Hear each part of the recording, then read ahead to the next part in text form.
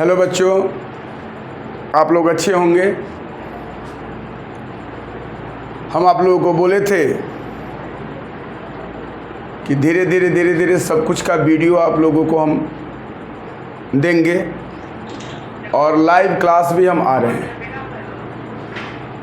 तो अब क्या करेंगे, हम कोशिश कर रहे हैं कि नेक्स्ट क्लास जो होगा वह सब यूट्यूब पर लाइव क्लास ही होगा और ऑर्गेनिक पढ़ाएंगे, इनऑर्गेनिक पढ़ाएंगे, जो भी सीरीज होगा उसको उसके अकॉर्डिंग पढ़ाएंगे।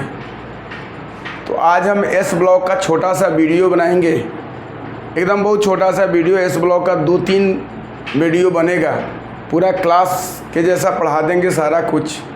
तो आप लोग बने रहिए वीडियो पर हमारे साथ जुड़ने के लिए, और लोगों को जोड़िए आप लोग हमारे साथ। बोलिए अपने दोस्तों को सब्सक्राइब करें और उससे मेरा जो वीडियो है उसको पढ़े, उसको देखें और उससे अपना फ़ायदा उठावें। तब हम स्टार्ट करते हैं अपने बच्चों के साथ। क्या हो गया जी? अभी क्या हो गया?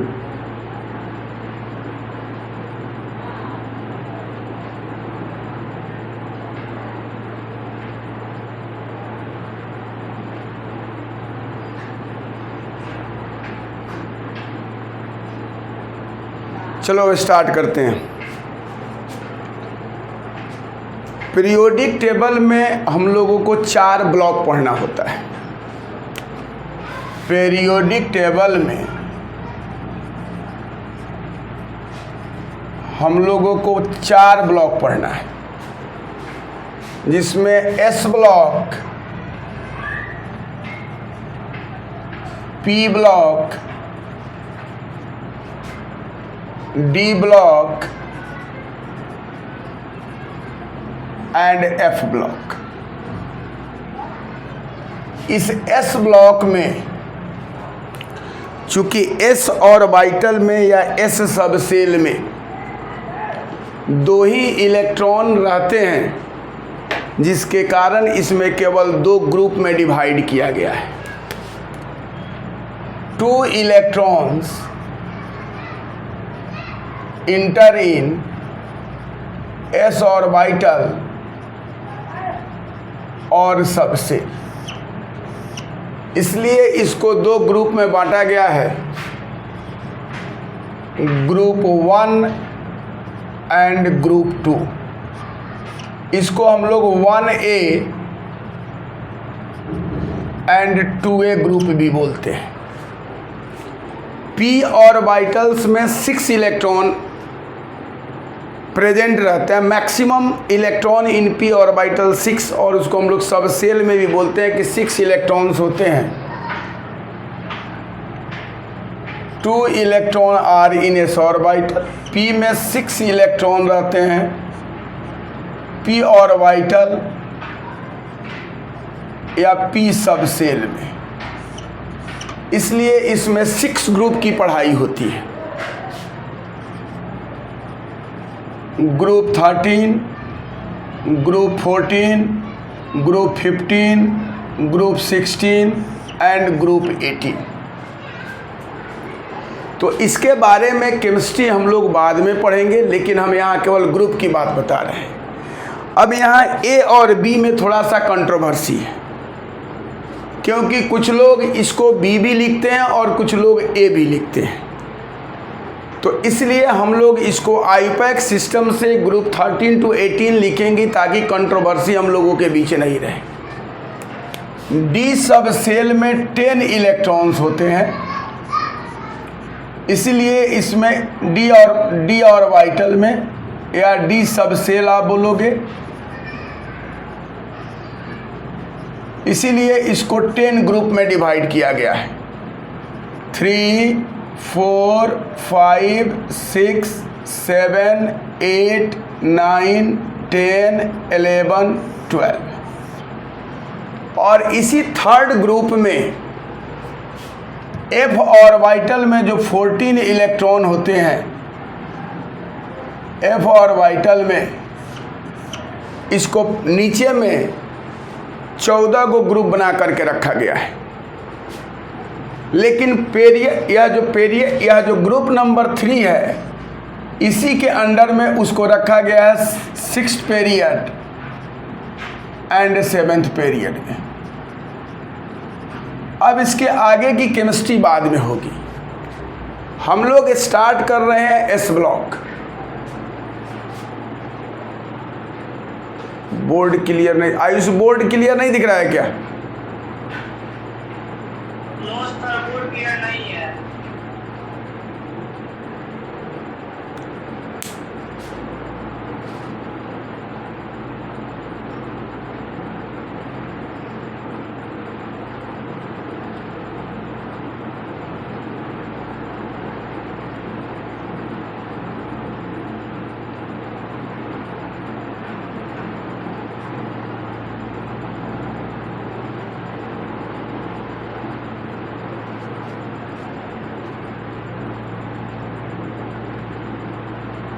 क्लियर हुआ? Yes sir. तो ग्रुप 1 एंड 2 को एस ब्लॉक में रखा गया है। तो एस ब्लॉक के एलिमेंट को हम लोग क्या बोलते हैं? सीधे इसके लिए एक लाइन का बात लिखोगे कि लास्ट इलेक्ट्रॉन इंटर इन एस ऑर्बिटल। इसका लास्ट इलेक्ट्रॉन इंटर करता है एस ऑर्बिटल में, या एस सबसेल भी लिखते हैं हम लोग। तो इसीलिए हम लोग इसको एस ब्लॉक एलिमेंट बोलते हैं। और इसमें दो ग्रुप होता है, ग्रुप 1 एंड ग्रुप 2। तो ग्रुप 1 को और ग्रुप 2 को अलग अलग हम लिख देते हैं। ग्रुप 1 में क्या होता है कि इसमें रहता है lithium, sodium,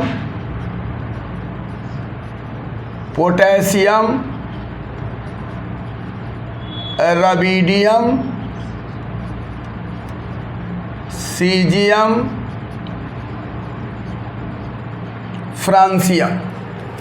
1 2 3 4 5 6 excluding hydrogen. Hydrogen को छोड़ के, हाइड्रोजन एस ब्लॉक का एलिमेंट नहीं है, इसलिए कि वह एस ब्लॉक के मेटल्स के जैसा बिहेव नहीं करता है, इसीलिए अब उसको हम लोग long form of modern periodic table में ले जाकर अलग रख दिए। इसका सिंबल होता है Li, Na, K, Rb, Cs and Fr। Francium is a radioactive element। Francium जो है वह रेडियो एक्टिव एलिमेंट है। इस ग्रुप में होता है beryllium, magnesium, calcium, strontium, barium and radium. Be, Mg, Ca, Sr, Ba, Ra जो है वह आपका रेडियो एक्टिव एलिमेंट है। लिथियम का एटॉमिक नंबर 3, सोडियम का 11, पोटेशियम का 19, रबीडियम का 37, सीजियम का 55 एंड फ्रांसियम का 87। इसका एटॉमिक नंबर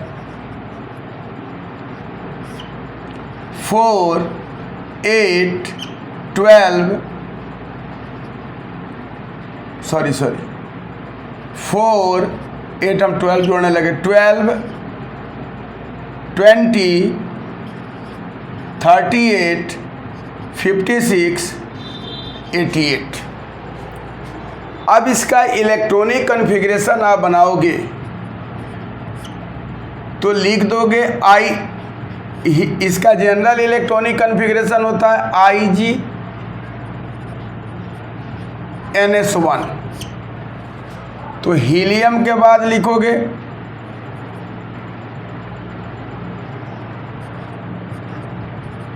(2s1), नियोन के बाद लिखोगे 3s1, आर्गन के बाद लिखोगे 4s1, क्रिप्टन के बाद लिखोगे 5s1, xenon 6s1, radon 7s1। यहाँ भी आप इलेक्ट्रॉनिक कन्फिग्रेशन इसका बनाओगे तो इसका इलेक्ट्रॉनिक कन्फिग्रेशन होगा Ig और NS2। तो इसका इलेक्ट्रॉनिक कन्फिग्रेशन बनाओगे तो लिखोगे helium 2s2, neon 3s2, argon 4s2, krypton 5s2, xenon 6s2, radon 7s2। मतलब हम लोग यहाँ देख सकते हैं कि इसके आउटर मोस्ट ऑर्बिट में एक इलेक्ट्रॉन है तो यह मोनोवैलेंट है, इसको यूनिवैलेंट एटम बोला जाता है। और इसके पास 2 वैलेंस इलेक्ट्रॉन है तो इसको हम लोग डाईवैलेंट एटम बोलेंगे। तो इसका वैलेंसी जो होगा अल्कली मेटल का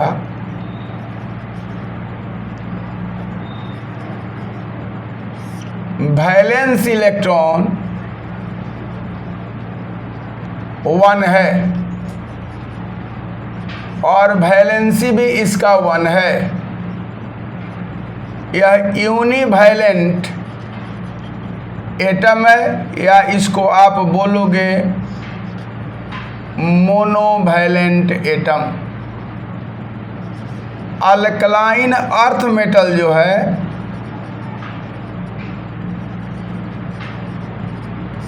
जिसको आप ग्रुप 2A बोल रहे हो, आज हम लोग अल्कली मेटल की पढ़ाई करेंगे। उसके बाद अल्कलाइन अर्थ मेटल का, अल्कली मेटल का 2 से 3 वीडियो में पढ़ाई होगा। तो हम लोग पहले अल्कली मेटल की बाद में बात करेंगे। इसका वैलेंस इलेक्ट्रॉन 2 है, वैलेंसी भी इसका 2 है। इसको डाईवैलेंट एटम बोलेंगे या बाईवैलेंट एटम बोलेंगे। इसको आप M+ से रिप्रेजेंट करोगे। अगर आयन में होगा तो इसको M+ से रिप्रेजेंट करते हैं और इसको M2+ से रिप्रेजेंट करते हैं। अब हम लोग बात करते हैं अल्कली मेटल्स की। तो अल्कली मेटल्स जो होते हैं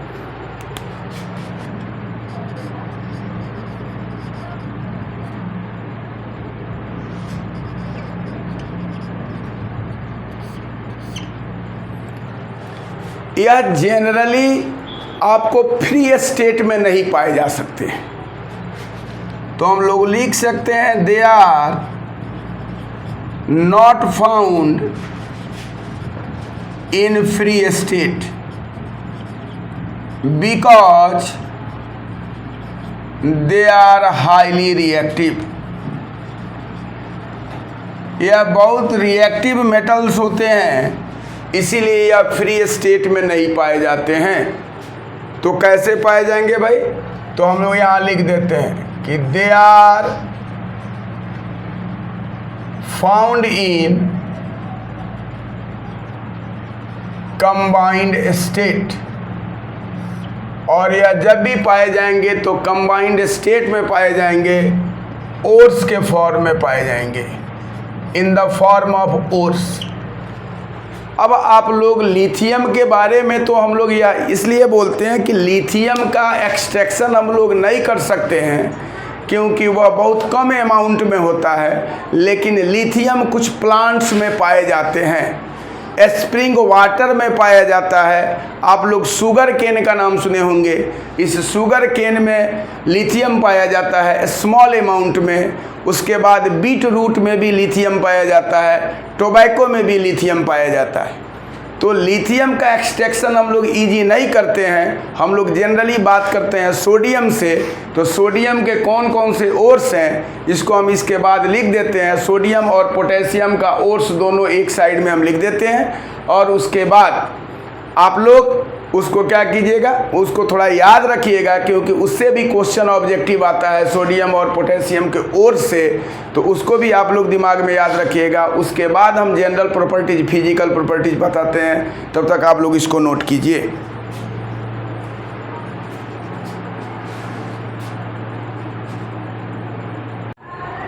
तो हम लोगों ने देखा कि अल्कली मेटल्स जो हैं वह हाईली रिएक्टिव होते हैं, जिसमें लिथियम के भी बहुत सारे इम्पोर्टेंट ओर होते हैं, लेकिन लिथियम का एक्सट्रैक्शन करना थोड़ा पॉसिबल नहीं होता है, बहुत लेस अमाउंट में होते हैं। 2%, 3%, 4% इस तरह से उनका परसेंटेज होता है, इसलिए हम लोग उसके ओर से नहीं निकाल सकते हैं।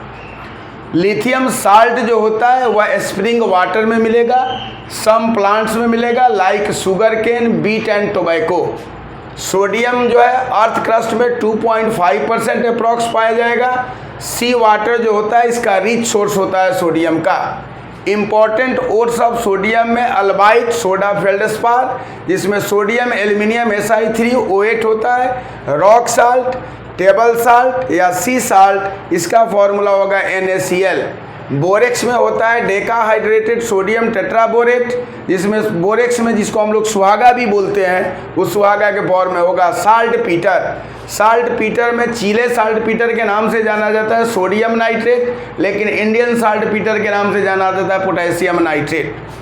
पोटेशियम भी क्वाइट रिएक्टिव मेटल्स होते हैं, इसीलिए यह भी फ्री स्टेट में नहीं पाए जा सकते हैं। इसके भी इंपॉर्टेंट और होते हैं carnallite, kainite, schoenite, sylvine, polyhalite, potassium aluminium silicate और मिका। अब हम लोग बात करते हैं कि जो अल्कली मेटल्स हैं उसके आउटर मोस्ट ऑर्बिट में जो वैलेंस इलेक्ट्रॉन होता है वह वैलेंस इलेक्ट्रॉन 1 होता है, जिसको हम लोग मोनोवैलेंट बोलते हैं, और वो मोनोवैलेंट आयन के नाम से जाना जाता है। जैसे हम लोगों ने देखा था कि यहाँ M+ लिखे थे, तो हम लोग लिखते हैं Li+, K+, Na+, K+,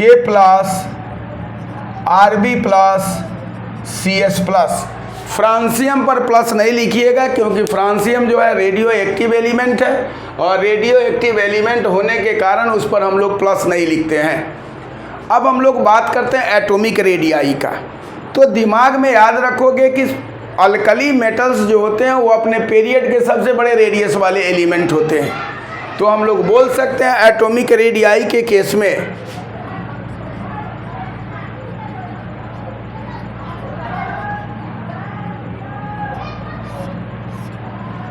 having biggest radii in their corresponding period। जिस पीरियड में रहेंगे, इनर्ट गैस की बात नहीं करोगे। इनर्ट गैस की बात हम लोग इसलिए नहीं करते हैं कि वह इनर्ट है, लेकिन हम लोग 1 से लेके 7 तक की बात कर रहे हैं, 17 तक की बात कर रहे हैं। तो जिस पीरियड में रहेंगे उस पीरियड में सबसे बड़े होंगे, या इसीलिए इसको लिखा जाता है कि having biggest radii in their corresponding period, या जिस पीरियड में होंगे उनका रेडियाई क्या होगा, बड़ा होगा। अब इसमें क्या होगा कि जब आप ऊपर से नीचे जाओगे, lithium, sodium, potassium, rubidium, caesium, तो ऊपर से जब नीचे जाओगे तो इसका एटॉमिक रेडियाई जो है, एटॉमिक रेडियाई इंक्रीज करेगा। क्यों इंक्रीज करेगा? क्योंकि एडिशन ऑफ न्यू सेल होगा, और जब एडिशन ऑफ न्यू सेल होगा तो नंबर ऑफ सेल क्या होगा बेटा, इंक्रीज करेगा, और नंबर ऑफ सेल इंक्रीज करेगा तो साइज इंक्रीज करेगा, तो एटॉमिक रेडियाई इसका इंक्रीज करेगा। ये दिमाग में याद रखोगे कि नंबर ऑफ सेल इंक्रीज होने के कारण क्या होता है, इसमें नया नया एडिशन होते जाता है। जैसे हम लोग लिथियम में देखते हैं कि वह 2 और 1 होता है, 2 सेल होता है। पोटेशियम में 3 सेल होगा, सोडियम में 3 सेल होगा, पोटेशियम में 4 सेल होगा। तो नंबर ऑफ सेल को बढ़ाते जाओगे तो नंबर ऑफ सेल बढ़ेगा तो उसका साइज बढ़ेगा और उसका रेडियस बढ़ेगा। लेकिन आयनिक रेडियाई की बात अगर हम लोग करते हैं तो आयनिक रेडियाई में क्या होता है कि इसका एक इलेक्ट्रॉन निकाल देने के बाद इसका साइज बहुत छोटा हो जाता है। तो आयनिक रेडियाई में हम लोग बोल सकते हैं कि आयनिक रेडियाई इसका जो होगा वह एटॉमिक रेडियाई से बहुत छोटा होगा, लेकिन ऊपर से नीचे जाने के बाद वह नंबर ऑफ सेल जो है वह बढ़ा हुआ है, इसीलिए आयनिक रेडियाई भी इसका क्या होता है ऊपर से नीचे जाने के बाद बढ़ता है। तो हम लोग आयनिक रेडियाई की बात करते हैं।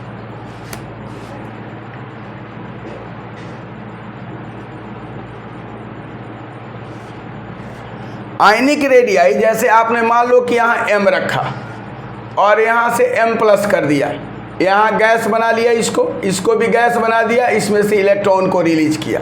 तो यहाँ आपको electron is equal to proton है, लेकिन यहाँ जो है इलेक्ट्रॉन जो है वह लेस है और प्रोटॉन ज़्यादा है। इसका मतलब है कि न्यूक्लियर चार्ज जो है या न्यूक्लियर चार्ज जो है बढ़ रहा है, जिसके चलते इसका साइज जो हो जाएगा घट जाएगा। तो हम लोग बोल सकते हैं कि M जो होगा M+ से हमेशा बड़ा होगा, क्योंकि यहाँ अट्रैक्शन और रिपल्सन जो है वह दोनों प्रोटॉन और इलेक्ट्रॉन का अट्रैक्शन जो है वह इक्वल है, लेकिन इसमें नंबर ऑफ प्रोटॉन ज़्यादा होने के कारण न्यूक्लियर चार्ज जो क्या होगा, न्यूक्लियर चार्ज बढ़ जाएगा, जिसमें कॉन्ट्रैक्ट हो जाएगा ऑर्बिटल, उसका साइज घट जाएगा।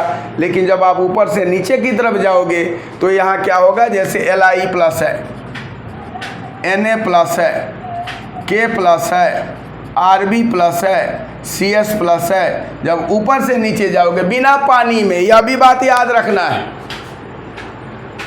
कि अगर यह सूखा सूखी है तो ऊपर से नीचे जाने पर बढ़ता है, लेकिन अगर वह पानी पी लिया तो वो अपना रेडियस खतरनाक चेंज कर लेता है, क्योंकि मालूम होना चाहिए कि लिथियम का साइज बहुत छोटा होता है और पानी में जब डाला जाता है तो पानी के मॉलिक्यूल्स जो होते हैं वह सारे मॉलिक्यूल्स क्या होते हैं, चारों तरफ से आके उस पर क्या करते हैं, अटैक करना शुरू कर देते हैं। और वाटर का जो ऑक्सीजन पर निगेटिव चार्ज होता है वह चाहता है कि Li+ को हम अट्रैक्ट कर दें, जिसके चलते उसका रेडियाई जो होता है बहुत बड़ा रेडियाई हो जाता है। जैसे आप लोग देखते होइएगा, हम लोग कभी कभी देहात से स्कूल जाते थे गांव से, तो देखते थे, पहले की बात कह रहे हैं कि एक जीप पर, पहले जीप चलता था, अब तो बहुत नया नया सारा चीज़ आ गया है।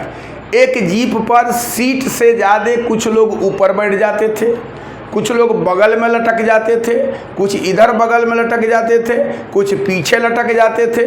ऐसा भी फील होता था कि ड्राइवर के कंधा पर भी लोग बैठ जाएंगे। और बस के नीचे लिखा रहता था पीछे भोजपुरी में कि लटकला त गईला बेटा। मतलब यह था कि इतना लोग उस पर आके बैठ जाता था, सवारी छोटा था और लोग चारों तरफ से उसको छा देते थे। तो उसी तरह लिथियम को जब पानी में डालिएगा तो पानी के मॉलिक्यूल्स क्या करेगा, इसके चारों तरफ से बेचैन हो जाएगा लिथियम को पकड़ने के लिए, और उसका आयनिक रेडियाई हाइड्रेशन जो होगा उसका वाटर में रेडियस जाके लिथियम का सबसे बड़ा हो जाएगा और सीजियम का सबसे छोटा हो जाएगा।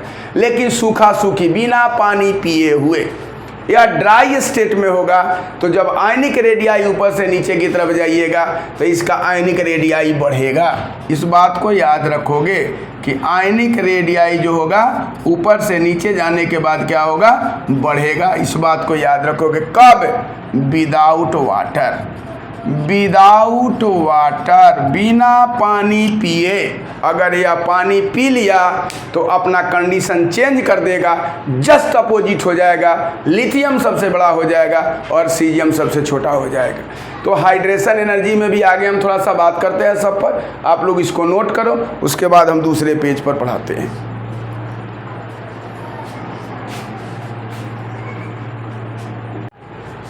चलिए अब बात करते हैं हम लोग। एक बात दिमाग में याद रखिएगा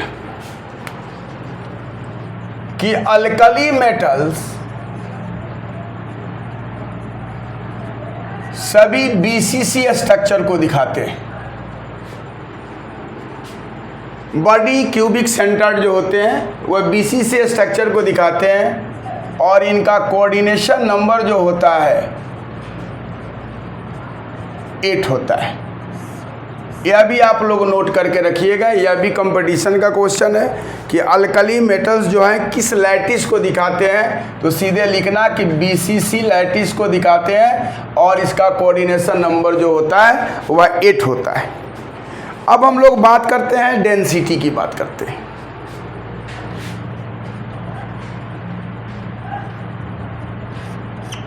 तो हम लोगों को मालूम है कि डेंसिटी जो होता है वह लाइटेस्ट मेटल है और लाइटेस्ट मेटल होने के कारण इसका डेंसिटी क्या होगा, लो होगा। लेकिन जब आप ऊपर से नीचे की तरफ जाइएगा तो डेंसिटी इसका बढ़ेगा। और लिथियम जो होता है सबसे लाइटेस्ट मेटल होता है पीरियोडिक टेबल में ड्यू टू लो डेंसिटी के कारण। तो हम लोग लिख सकते हैं कि अल्कली मेटल्स जो होते हैं वह लो डेंसिटी वाले होते हैं और इसमें लो डेंसिटी में लिथियम जो है वह सबसे लाइटेस्ट मेटल है पीरियोडिक टेबल का। तो हम एक बात यहाँ लिखने जा रहे हैं,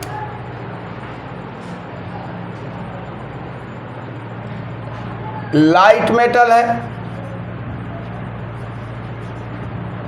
कौन, तो बोलोगे अल्कली मेटल्स।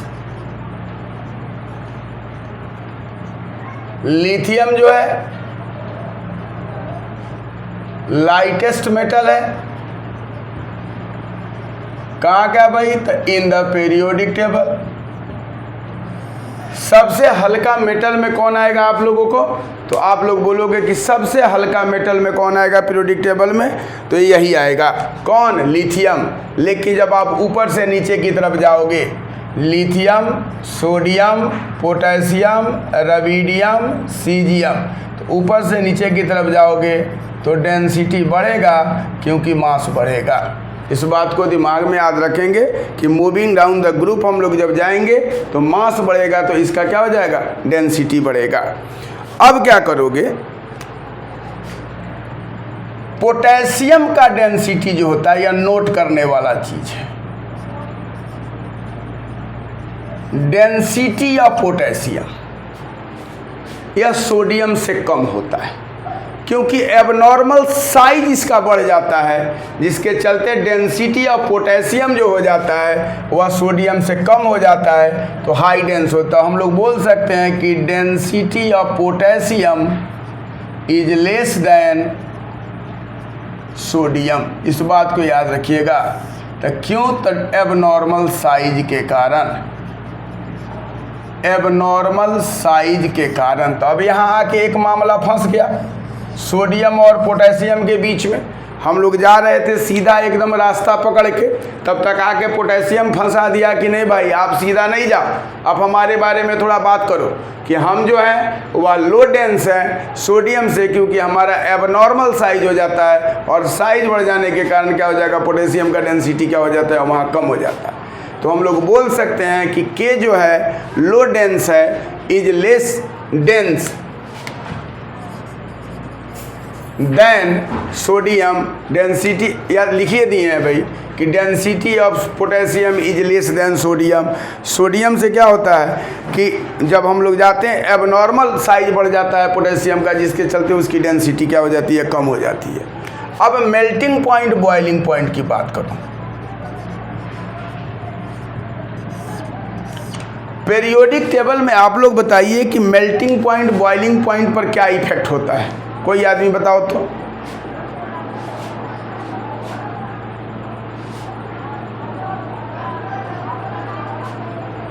पीरियोडिक टेबल में मेल्टिंग पॉइंट बॉइलिंग पॉइंट का क्या असर होता है, क्या बोलोगे?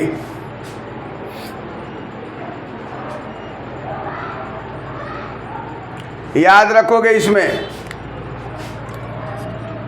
Lithium, sodium, potassium, रबीडियम। ऊपर की तरफ जाओगे तो मेल्टिंग पॉइंट बढ़ेगा, बॉइलिंग पॉइंट बढ़ेगा।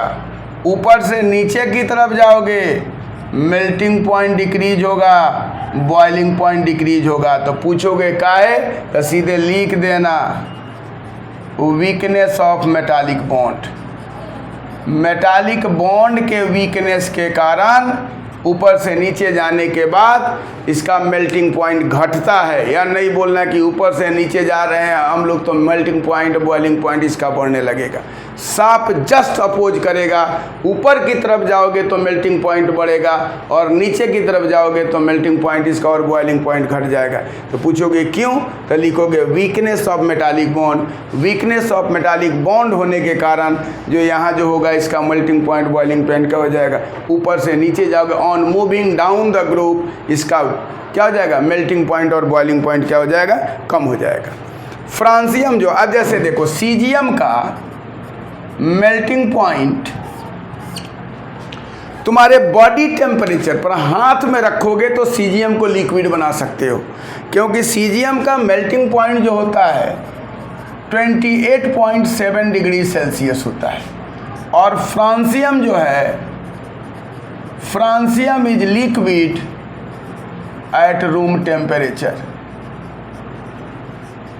फ्रांसियम जो है वह लिक्विड हो जाएगा रूम टेम्परेचर पर, इतना उसका less melting point boiling point होता है, मेल्टिंग पॉइंट होता है।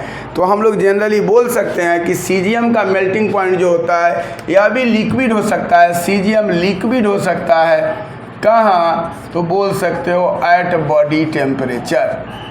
बॉडी टेम्परेचर पर आने पर इसका मेल्टिंग पॉइंट जो होता है 28.7 होने के कारण इसको अगर हाथ में हम लोग बंद करें तो इसका जो मेल्टिंग पॉइंट हो जाएगा वह मेल्ट कर जाएगा हाथ में। और फ्रांसियम जो होता है वह लिक्विड होता है रूम टेम्परेचर पर। अब हम लोग लिख सकते हैं कि अल्कली मेटल्स सॉफ्ट होते हैं, इसको आप नाइफ से कट कर सकते हैं, लेकिन लिथियम को नहीं। यह क्या होते हैं, सॉफ्ट, मैलिएबल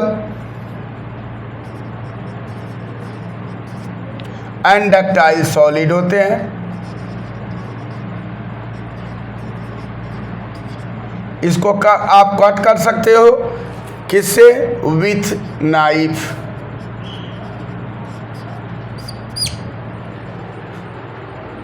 इसको आप नाइफ से कट कर सकते हो, क्यों, तो due to oscillation of electron. आप बोल सकते हो कि इसमें फ्रेशली कट करते हो तो ऑसिलेशन ऑफ इलेक्ट्रॉन हो जाता है, जिसके चलते क्या होता है, मेटालिक लस्टर इसमें आ जाता है। तो उसके बारे में हम लोग बात नहीं करेंगे। अब आया एटॉमिक वॉल्यूम।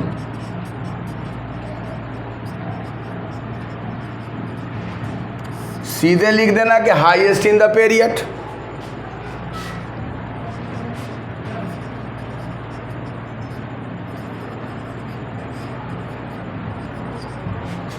अब इसमें लिख सकते हो कि जब हम लिथियम से सीजियम की तरफ जाते हैं तो एटॉमिक वॉल्यूम क्या होता है भाई, बढ़ता है।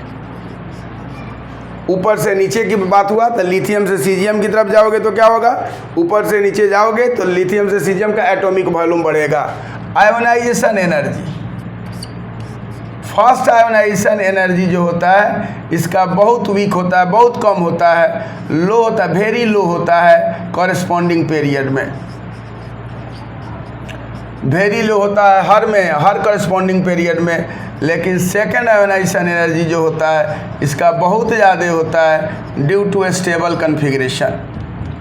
Due to stable configuration, stable configuration होने के कारण इसका ionisation energy, second ionisation energy जो होता है वह बहुत ज़्यादा हो जाता है। अब हम लोग इसको बोल सकते हैं इलेक्ट्रोपॉजिटिव कैरेक्टर। 2-3 लाइन है और लिख देते हैं, उसके बाद नेक्स्ट वीडियो में पढ़ाएंगे इलेक्ट्रोपॉजिटिव कैरेक्टर। तो बोलोगे कि लो आयोनाइजेशन एनर्जी है, तो लो आयोनाइजेशन एनर्जी के चलते इलेक्ट्रोपॉजिटिव कैरेक्टर क्या होगा, इसका इलेक्ट्रोपॉजिटिव कैरेक्टर बढ़ेगा। और इलेक्ट्रोपॉजिटिव कैरेक्टर बढ़ेगा तो जब आप लिथियम से सीजियम की तरफ जाइएगा तो इसका इलेक्ट्रोपॉजिटिव कैरेक्टर क्या हो जाएगा, बढ़ जाएगा। अब रिड्यूसिंग कैरेक्टर की बात करोगे तो लो आयोनाइजेशन एनर्जी होगा तो इलेक्ट्रॉन आसानी से दे देगा, तो यह रिड्यूसिंग कैरेक्टर भी हो जाएगा। तो हम लोग इसका रिड्यूसिंग कैरेक्टर की बात बोलते हैं, रिड्यूसिंग कैरेक्टर। तो लो आयोनाइजेशन एनर्जी है इसका, due to low ionisation energy alkali metals are good reducing agent. लेकिन रिड्यूसिंग कैरेक्टर इसका जो होता है एबनॉर्मली बढ़ने लगता है, ऐसा नहीं होगा। सबसे ज़्यादा लिथियम होगा, उसके बाद सीजियम होगा, उस लिथियम के बाद सीजियम, ऐसे ऊपर से नीचे जैसे हम लोग जा रहे हैं उसी तरह हम लोग इसको बोल सकते हैं कि लिथियम का होगा उस रिड्यूसिंग कैरेक्टर में। उसके बाद इसका क्या होगा,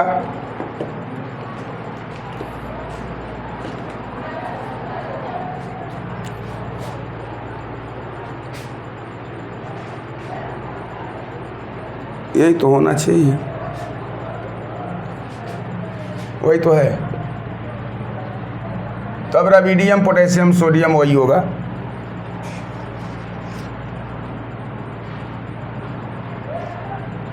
वही तो है, रबीडियम, उसके बाद होगा पोटेशियम, उसके बाद होगा सोडियम। ये ऑटोमेटिक एगो लिथियम जो है एबनॉर्मली बढ़ जाता है। Lithium is good reducing agent in aqueous solution. इस बात को दिमाग में याद रखेंगे कि लिथियम जो है गुड रिड्यूसिंग एजेंट है एक्वस सॉल्यूशन में। अब इसके बाद आगे की बात जो होगी इलेक्ट्रिकल कंडक्टिविटी, फ्लेम कलरेशन, वह हम नेक्स्ट वीडियो में आपको बताएंगे, क्योंकि एक दिन में ख़त्म होने वाला चीज़ नहीं है। 1 घंटा से ज़्यादा का यह वीडियो हो गया। तो अब इसके बाद हम लोग आगे की बात करेंगे, तो हम नेक्स्ट वीडियो में आप लोगों को बताएंगे।